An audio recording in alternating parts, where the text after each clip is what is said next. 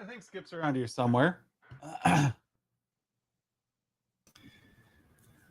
Did you hit live stream without me? I did. It was 1 o'clock. It's like, time to go.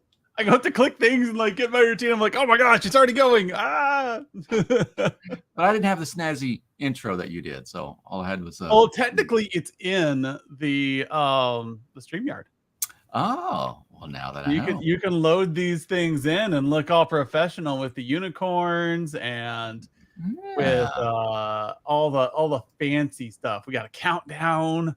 We've got a pitch video. We've got a cool countdown unicorn. Man, we are professionals here. I see that now. All right. Ready to roll then. I've been working on that QBR persona for the past like 30 minutes here because evidently I erased the old one. Oh, no. No. Well, I was trying to be fancy. And in IT, that's how we wreck our lives is hey, you know what? I know this is really good right now, but if I do this one more thing, it'll be awesome. And then there goes your next 6 hours. Mm-hmm. Yep. Crap. How do I get back to where I was? I kept running. I kept running down I was foolishly thinking that I could, still do coding and programming sort of stuff. And so I kept running down the rabbit trails of trying to do some HTML coding on that yesterday. And no, I went down that route. Yeah, I knocked a little reason into myself and said, nope, we're just going with this. So the experience of Adam hit me about 15 minutes ago as I was like trying to make this really pretty view in HTML. I'm like, you know what? We're building this so other people can use it, right? Mm-hmm. Somebody somewhere is going to modify this thing. Yes. And they're going to be like, how the heck did they do this? So I'm like, simpler is better, Adam. So I went with a really simple, elegant solution, and we'll see if this does what I want it to. Yeah. That was my idea. I'll create variables. Oh, that'll be really easy. Make it simple for everyone. No, that was bad. It was not. It was not. Man, it's kind of quiet out there today. What's the deal? It is. I don't know if did you hit live stream appropriately? For once, we're actually streaming to Facebook, LinkedIn, and YouTube all successfully. According to the check marks up above. Yes. So that's a milestone in and of itself. Maybe it just took me hitting the button. Maybe I have the magic click. Okay, let me click over and see for live on LinkedIn, and then we go run our agenda. I don't even know what our agenda is today. Q4 activities, man. Oh gosh, it's time. I cannot believe it's Q4 already, guys. The kids are back in school. We finally, at least down here in Houston today, we finally got a little break from the weather.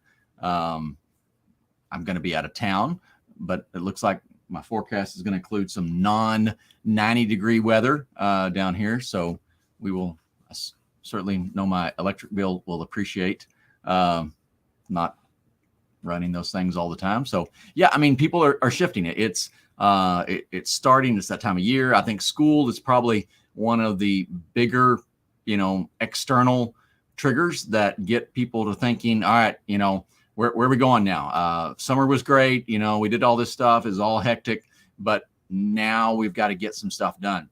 I know a lot of the people that we talk to, both people that are interested in Humanize IT and existing Humanize IT members, this is a season where everyone's like, all right, now's the time. Crunch time is where we're starting. Yeah, seriously, I don't see us live streaming on LinkedIn, Skip. I don't know what you did. Well, that's disappointing. It says we are. I know. The green check mark is above. It says you are live. Yeah. Hey, Sebastian, let us know if we're live streaming over there. He's usually like poking on one of them. Yeah. So yeah, like this Q4 crap. Like I'm sitting there writing newsletters and I try to keep us up to date on what's going on. And seriously, like the year is getting away from me. And I like it because Q4 is a great time for, oh, hey, there's Kai. Yeah, okay, there's people watching. Okay, it's just not showing up on my LinkedIn. Thanks, Key. This makes me feel better because like there's like no numbers like across anything. Everything says there is no one out there. It is a ghost town. And usually we have quite a few people tuning in here. So thank you for letting us know. But yeah, Q4 kind of sneaks up on you. And Skip and I always like, it's like the shot across the bow in Q3. You're getting to the end of the summer and you feel like you've got a whole year to go because you're thinking school year. And when we start like running down what is actually going on, November, you get about a half a month there. December might as well just be thrown in the trash.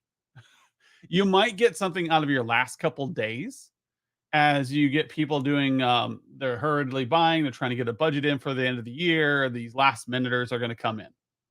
I know I always milk the last like 2 days of the year as a corpy because I could get like Rapid7 to give me a really good deal as they try to pump their numbers for fourth quarter. And but when it comes to like getting your work done and moving through your calendar year, you gotta focus now.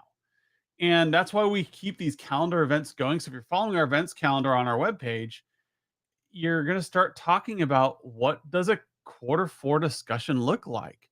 Because we assume it's going to be all roses and review and getting more projects done. But in the end, you're missing about 4 weeks of this quarter. So in this quarter, you only have about 60% of the time, 70% of the time that you did in the last few quarters. Because remember, you also have a fall break you're dealing with for family people. You got fall break, you got Thanksgiving break, and you got Christmas break, all in the same quarter. It's nuts. But and all the pressures that you're feeling, all the crunch time, all the summer was great. Now let's get stuff done. Your clients are experiencing that as well. So if you've got initiatives that you're trying to push forward, you're getting in the congested period for them, just like it's congested for you. So you're getting hit from both internally and external pressures during this last quarter. So what I'm going to do here is we're going to talk about three things in this webinar or in this this community update. Is one, what should your Q4 meetings look like? Your QBRs, your TBRs, what are they talking about? What shouldn't they look like? And how do you combine an annual review and a QBR? Because you're lucky if you can get one meeting with your client. And we're saying you need to get a lot done in that hour to hour and a half. You can squeeze in a 90-minute meeting. That's perfect for this time of year. Yes. However, if you only have an hour of your client's time, there's a lot you can do and a lot you can get sold to make your 2024, the next year, really successful. Yeah. And that's why we tell you, if you have prepared your budgets in August, September for your clients, if you've gotten your proposals ready, you're going to have a very nice 2024. You're going to have a very nice following year because you have 90 days, people, to impress your clients, to find the new ones, and start rolling with them. Otherwise, you're going to be stuck in this situation where you're trying to oust an existing MSP, an existing customer, and you're coming into a budget that's already been defined, and you've got to shoehorn your way in there, or you have to convince the client to find more cash. Yeah. Today, now is the time where you plan that out, where you can get in, so you can negotiate what the budget looks like. You can negotiate what additional features you're going to add to your clients. So what should a Q4 QBR look like? And I am going to do it, Skip. I knew you were. But when you started out, I was like, he's going there. I'm going there. So at Build It next week, we're going to showcase this idea that we can build your QBR on site. If you do a demo with us, if you do a trial with us, we just need your API keys and we will set up a QBR. I say, I won't set up the QBR. Richard or Skip will set up the QBR, and I'm going to stand out front and look pretty. That's what I do. Oh, come on, Skip. Yeah, I see you biting your tongue. You don't have to bite it that hard. You know? No. I mean, that's all. You can at least pretend. No. It's all good, man. So, oops. Forget you can't just double click. I'll let you find your monitor. The screen on your monitor. There is. There's too many. All right. Everywhere. All right. Am I going to have to get my glasses out again for this one? I have to show everybody how old I was. Yeah. All right. Got to go to at least 120 font here. There we go. So what we've done is we're building this QBR persona, right? See, QBR4, Skip. I'm not taking any chances this time. There's backups. So I've got QBR for persona. The idea here is to create a meeting agenda using a persona. So I want to come in for Q4 and I want to talk about what? Oh my gosh, I just got done with a break fix client. I did their server's back up and running, but I got this Q4 review to come in and do. So I run over to the customer, I drive over and I fire this up. And all of a sudden on the right-hand side, completed projects are pulled up. This is the first thing you want to do. What went well last semester, or sorry, last quarter? So in a Q4 QBR, you're going to change just a little bit, just a smidge. You're going to change the Q4, what went well last quarter, and then pick one highlight from the previous year. There. Same amount of time here, still a 10-minute segue, still a 10-minute highlight segment. And then you're going to move into a 5-minute review. This is where if you can do a 90-minute segment instead of an hour long, you can adjust this. You can tweak this just a little bit so that the highlights part is 5 minutes longer and the review section is 10 minutes longer. And so that's just 15 minutes you're adding on to the conversation at this point. And you're going to talk about last quarter. And then you're also going to say, hey, while we're talking about this, let's talk about the last year. What were the highlights? What were the big projects we completed and how did that help the business? And you're going to kind of, as you scroll down, you're going to come across our nice color scheme brought to you by ChatGPT. Yeah, that's right. Definitely not brought to you by the colorblind person. You can always tell when Skip has designed out a scheme because your eyes scream. Yes. For you who don't know, Skip is literally colorblind. Oh. So like, I remember when we were first working together, I'm like, what are you doing? That is horrendous. It's like, I didn't know purple and green didn't go together. Hey, they contrast. I mean, they highlight. You can see one versus the other. That's all I want to differentiate. And so you scroll down here, and the problem with most people is they spend their entire time on the tickets section here, and and the project review. Let me show you how much I did for you this quarter. Please let me show you. I want to show you how valuable I am. Please let me. No, you get 5 minutes here, people. I'm time boxing this for a reason. Otherwise, you come across as needy. So in an annual review, you really can suck up an hour or two talking about all the great things you did for your customer, and you're boring them to death. Mm-hmm. Talk about the highlights. That's why we do the 5 or 10 minute during this time, is because you want to force yourself like, okay, what is top of mind here? It's an elevator speech. What is the most important thing for my client to know about this last year? What is the most important thing for them to tell me about this last year?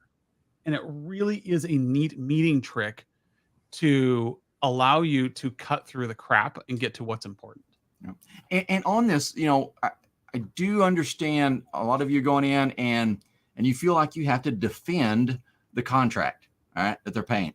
And so you want to load all this up in there, but that doesn't, you have to do a mountain of work for them to just barely appreciate what you really do. And with this approach, so 10 minutes, 15 minutes altogether in this first part, talking about what went in the past, the great things, that's going to put us in a good spot. But through the rest of this, we're going to be talking about their business and the things that they're going to be doing well. And when you leave a meeting and they sit there and go, wow, we talked about, from the client's perspective, they're thinking, we talked about all the things that are really important to me. All right. That's value for them. When you spend the whole meeting talking about the tickets, which are really important to you, that is a devaluing process. Yep. So if you want to show value, talk to your clients about the things that they value. So I just got off. I had 2 calls today with business experts, right? Just having conversations, getting advice, giving advice, and both of them brought up that exact point. And you got to talk about things that your client values. And it seems important to talk about tickets because that's what you care about. Mm-hmm. You have to empathize. This is the empathy part of your job. It's hard. You have to say, what does my client care about? So that's why the 5-minute review isn't just for you, it's for them too. Because they can go off on the last year and talk about all the things that have happened, and it's just going to wash over you. Mm-hmm. It's a lot of information. But if you say, hey, just give me the 5 minutes, tell me in a minute and a half, what was the highlight of this last year? And then guaranteed you're going to hear what that client cares about the most, and you're going to put it into your back pocket for future reference. And Absolutely. they really were impressed when we gave them new monitors. I don't know why. It made their day. Things like Yep. that. Otherwise, you get lost in the conversation. So that's why we bring up all these automations here. This is just pulling from your PSA, and it doesn't have to be perfect.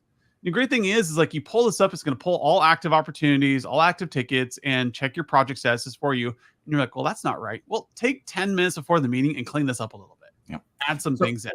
Richard has a great example. So he used this platform, and he was at a great story and use case that he lined out for me when we were visiting. And he said he would be running around and hitting customers, and he could do 4 of these a day, and that included travel time. So he'd roll in, he'd have 2, 2 in the morning, 2 after lunch, and he would roll up and sit down in the conference room at his client site, bring this up, and his team had been running all the little parts and pieces, and we always stress, make this a team sport. Don't put it all on one person. And so individual people in his organization had done their part, and all of this pops up into one dashboard. And then all he has to do is go over it. So you can get this done without a mountain of work, because Adam, just like you were saying in that example, you're closing that ticket, you just put out that fire, you still smell like smoke, and you're trying to get into this QBR. And if you haven't got a system here that's going to help you out, these are going to be really difficult. So get your team involved, get this stuff going so that it just comes up and you begin talking, you discussing. You don't have to do a lot of preparing. And that is why a QBR or a meeting that you're unprepared for can work in your favor, because as Skip can attest, you can over prepare, you can overdo it. And like walk in with your client in mind, get out of your own head and focus on that. And these time boxes help give you that permission, so that when you move to the active quarter, which is what you really care about, right? You don't care about what happened. That's perceived value. We've already put that up there for you. We're going to move into the active quarter, and we're going to talk through what does it look like to have a successful quarter. Yeah, anything worth doing is worth overdoing. No. The idea here is that during a normal quarterly review or a normal meeting, you're just going to talk about what's going on right now. The great thing about an annual is you're still talking about what's going on right now. This part does not change at all, people. No. So you're walking in and you're going to say what's going on right now. You're doing your quarterly review. We're going to look at the project roadmap on the right side, all the opportunities coming up, anything that's been approved, anything that's been proposed is going to be in blue, and you're just talking about it. You're not going over the top. If you need to get some details, you can click on one, but we're not going to. Well, I just did accidentally. But you're going to go through and you're going to talk about it. Any questions they have, you got 15 minutes to cover the high priority items. Now, if you're in a 90-minute meeting, you can extend this just a little bit, but I don't recommend it, because the active quarter is the active quarter. You should have already had these approved. There should be no surprises this year. This is just making sure that everybody knows, hey, we're spending this money this quarter. We're doing these things. These are the days we're going to do it. Is everybody okay with that still? And they say yes, because you already got a proposal in front of them and you're ahead. If you don't have a proposal, if this is a proposal part of your QBR or your meeting, then you've got to fix that. Then you're going to have to add a little bit of time here to do some convincing. That's one of the reasons why having an effective QBR requires preparation. That proposal option we have in our tool is so key, because you've got to get it ahead. So, and then what's going to happen here is, this is where the proposal is going to come in, by the way. You're going to come in to the annual review process, issues and action items. As part of this, your upcoming business issue is going to be next year's proposal. So you're going to see your budget here to the right. You're going to see, starting, what do we got here? September. So you can actually move over here and say, oh, let's talk about 2024. There we go. We got $180,000 of projects. If you want to put another budget below to compare against this last year, you can. But what you're going to do is say, are you good with this? You can see up above, we've got a list of projects that we're going on. We would like to continue doing business. We have this roadmap. Is this a good budget for you? If so, we'll send you out for a proposal later on today. That's it. But you need to talk to them as well about what their business goals are for this quarter and what their business goals are for next year. Just an overarching Yes. view. So here's where you're going to add on your last 15 minutes. You're going to extend this from 20 minutes to 35 minutes for the 90-minute meeting. If you're going to wrap Mm-hmm. both together. So you spent 15 minutes talking about the past quarter and the past year. You added on 15 minutes in the beginning to talk about the past year. You add on 15 minutes here to talk about the next year.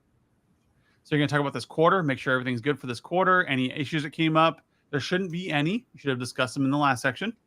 And now we're going to talk about what does next year look like. Is there anything we need to talk about?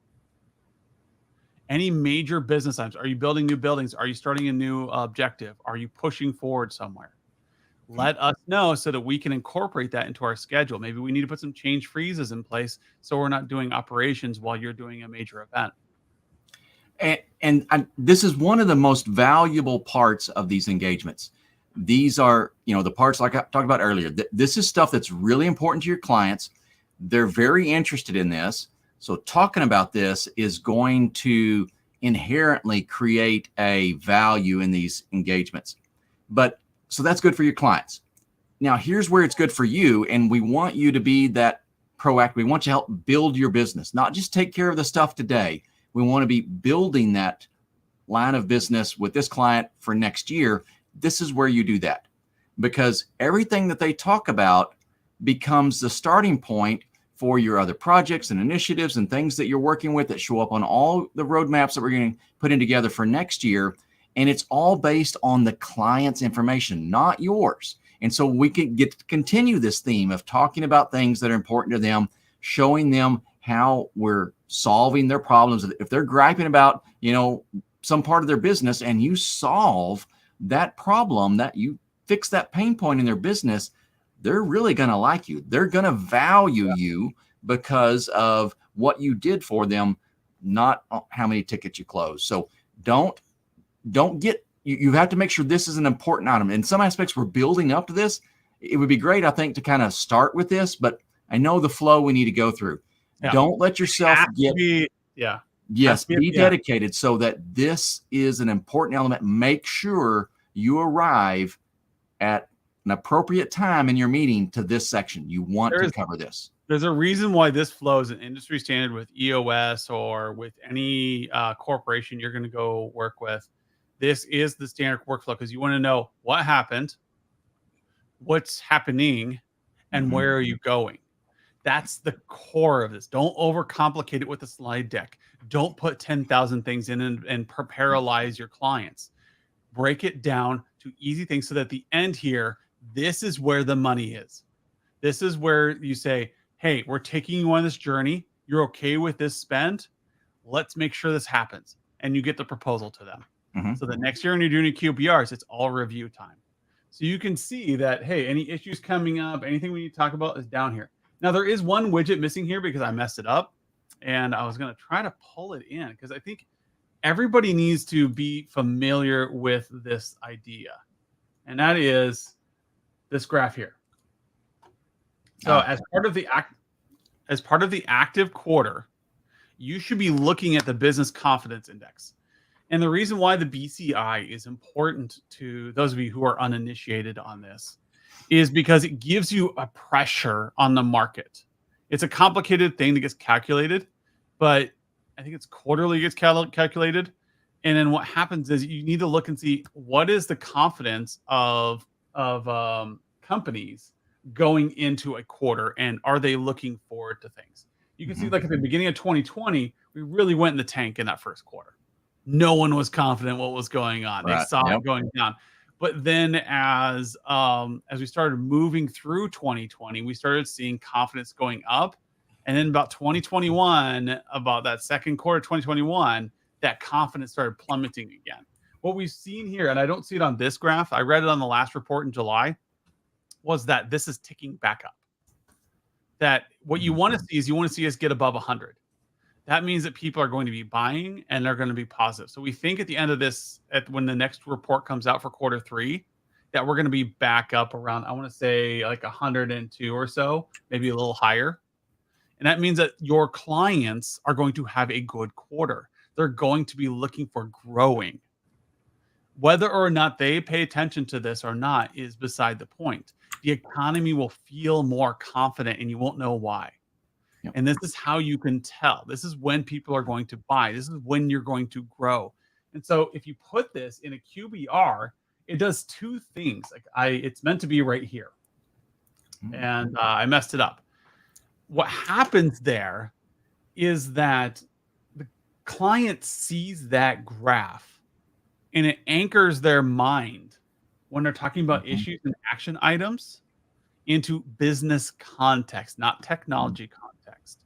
And because you're stuck in business context and business mindset, they're going to teach you some things. They might argue with the graph, but the thing is, you've got them because now they're talking business with you. Yes. And you're going to sit there and let them educate you because that is how you're going to close projects. That is your, well, we can help you with that. We can automate that. We can add this in to help you move those widgets, even though you're not going to be able to hire next quarter. You know, we can help you with this stuff. You can start putting automations in place when the index is going down. When the index is going up, you can get them prepared and get laptops and desktops on the schedule to be deployed. Right. You can get ahead of them on remote setups. You can make sure that you're getting the best deals on things so that your client feels confident. So here's a great point. So Skip, I'm the techie guy, right? I'm not the business educated guy. So I bring this graph up and I don't have to say, hey, I looked this over, here's our analysis on this, I can just put this out there and see what the response is for my clients. They're going to look at that and go, yeah, I saw that the other day too. Great. Now we've got a discussion. Or you'll get folks that look at that and go, I see that every year. I totally disagree. Our boost in cash and our confidence, it comes, in this part of the year, every year. All right. They're disagreeing with the information, but what they just told you is when they have cash to spend, when they feel like doing a lot. You just discovered when you need to put the most expensive projects on their radar because he just told you when he had the most cash. So you don't have to be the business experts. Just get these things on the table and see what your clients have to say about it, and then align technology so it fits. They may look at that and go, yeah, our business really, it's kind of funny. It follows that graph, to a T. Awesome. You can help them plan out.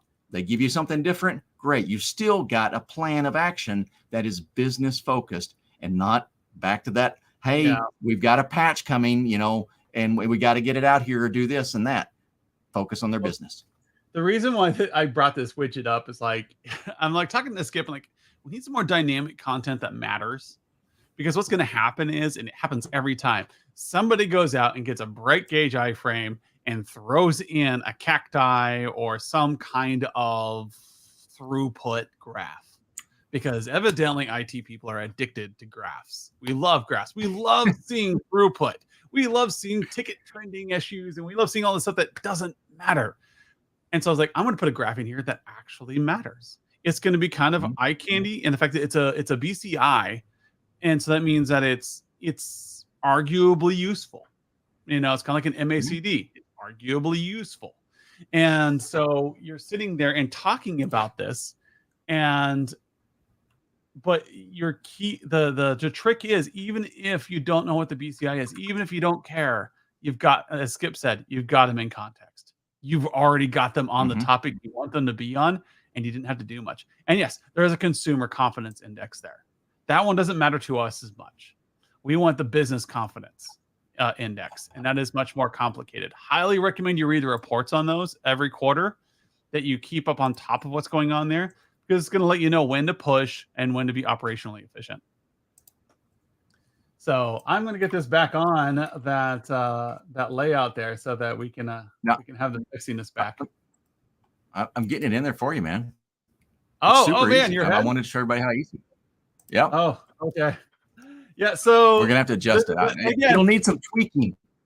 Next week we will be live. We will be. Oh, what are we gonna meet next week, Skip? I would like to. Yeah, but we haven't decided what we're doing Thursday. So everyone we're gonna do on Thursday. Maybe Richard and I go to Disney while you do the community update. There we go. Do the community update live from Disney. Oh, I don't know if I want to carry the camera around all day though. Get on a roller coaster or something. Do Rise of the Resistance live from the hangar of the bay. no, I would like that. Yeah, I might have to show up for that one. You're going to get me on that one.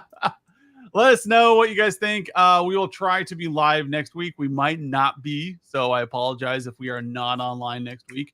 But we will see you the week after. We're going to be at Build It Live. Highly recommend you come. If you're not going to be there, well, your loss. It's our first time at this event, and we will be trying something new where we're going to try to build people's QBRs on site before they leave.